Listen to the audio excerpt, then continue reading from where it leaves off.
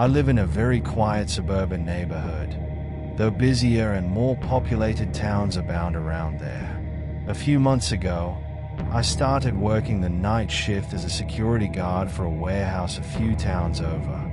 The warehouse was set in a massive industrial expanse, all its own, on towering metal shelving and massive loading docks. The work was simple enough: routine checks and basic security functions, verifying that everything was locked up tight. It was silent, too silent, yet I didn't mind the loneliness. Most nights, the shift would come and go without a hitch. One Thursday night, a storm blew in. I continued checking my phone for updates, dreading having to drive home into the torrential rain. Luckily, it was a quiet night, and nothing much came up, so I figured I could at least get through the shift unscathed. The power would flicker some and then go back on, so I hardly paid it any notice. About an hour into the process, though, the entire warehouse plunged into darkness. I felt annoyance, there only one there. My job was to restore the power. Although I had been trained on this, part of me never thought I would actually be doing it. I opened the door of my small security office and began the process, pulling the plugs from the machines, checking all the breakers. I'd only turned on my flashlight, which was the only light in the whole building now. The quiet was oppressive, every slight creak of the building amplified because the lights were off, and my footsteps echoed back to me in a way that made everything feel odd.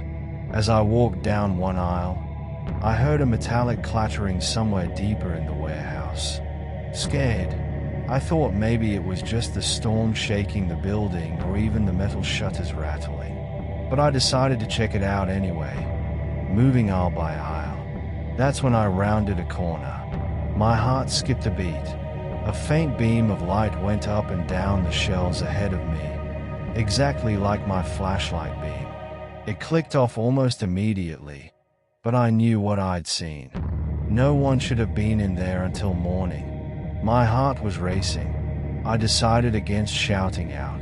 Instead, I moved toward the place where the light had been and found the aisle stood empty, just rows of crates and shelves. I knew what I had seen but wasn't sure what to do about it. Should I call the police? What could I possibly say to them? A strange metallic smell assaulted me, like rust or stagnant water. The smell led me into one of the loading docks, a dimmer area of the warehouse piled high with crates. I followed the smell with my flashlight and caught something pretty unsettled: two sets of wet footprints leading into one of the storage aisles. My gut twisted. The last thing I wanted to do was follow them, but I couldn't ignore it. It was my job. As I creeped forward, caring not to make a sound, the whispers creeped toward me. This was faint and hushed, and as if two people were arguing from an overdistance. I turned off my flashlight, stopped breathing, and grasped my taser tightly. I crept forward. Just around the corner, I saw nothing. The whispers stopped. The aisle was empty. I had been sure that people stood right in front of me moments before. Now, I was shaken. Whatever was going on, it certainly was not in the job description. I just wanted to go on and turn on the lights and get on with everything else. But by feeling my way through the blackness to get to the breakers, a metallic shrieking noise echoed from behind me. I spun my flashlight around and was horrified to see a crowbar lying only a few feet away. It hadn't been there before. I yelled that I was armed, a half-bluff, as I was given my trusty taser. But I had to get out of there fast. Sprinting toward the door, I could hear the crescendo of crash after crash through the building and the unmistakable sound of footsteps pounding in my direction. My heart racing, instinct took over, and I ran toward the sound. So when I rounded the corner, I saw them, two figures dressed in black, one of whom was grasping a crowbar much like the one I had just seen. They snapped their eyes onto me for 1 second, then took off sprinting toward me. Didn't think twice. Took off, zigzagging across the aisles while praying my legs could run to the finish. And after what seemed an eternity, they disappeared with the echo of their footsteps. I paused to breathe, and I realized that no one is following me. I walked to the door and ran outside.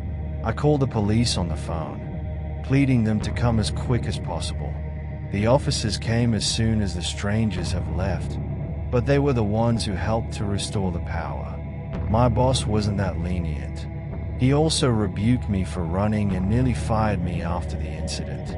I still can't let go of the memory of what happened that night. Those figures, messing with me, chasing me with a weapon, will forever be in my head. Even now, I still work those same night shifts, though they have started to schedule at least 2 people per shift.